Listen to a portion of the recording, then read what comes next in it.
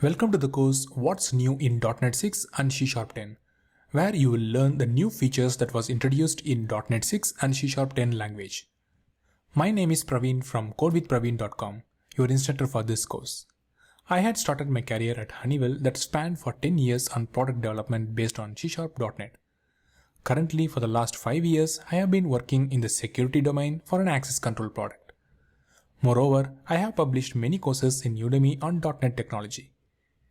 This course will provide significant knowledge of applying the new .NET 6 and C# 10 features for your next development task. By the end of this course, you will be aware of the new features that are introduced in .NET 6 and C# 10. You will be ready to apply the new features in your existing or new projects with confidence. I have done the heavy weight of researching and organizing the topics so that you don't need to do that. We will follow the method of creating some simple sample applications as well as use existing projects to learn the new features. This will help you to grasp the new concepts better by applying the learnings you gain from this course.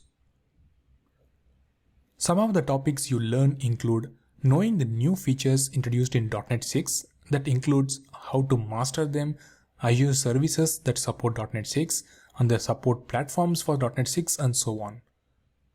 Know the new C# features for simplified .NET development that includes global usings, file scope namespaces, record and struct type enhancements, constant interpolated strings, and newly introduced date-only or time-only types. Understand the breakthrough feature, namely hot reload, the supported platforms for hot reload, how to apply the same in CLI in IDEs, and so on.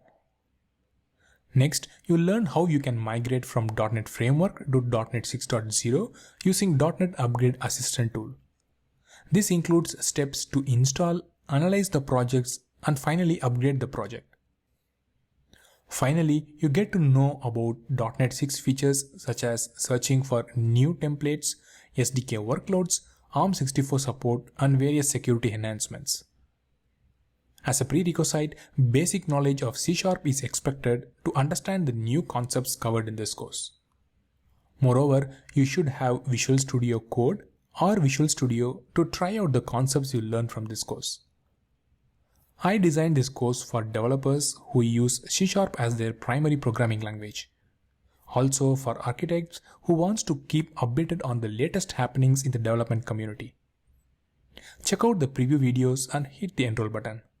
I am excited to show you the new features introduced in .NET 6 and C# 10. Sign up now.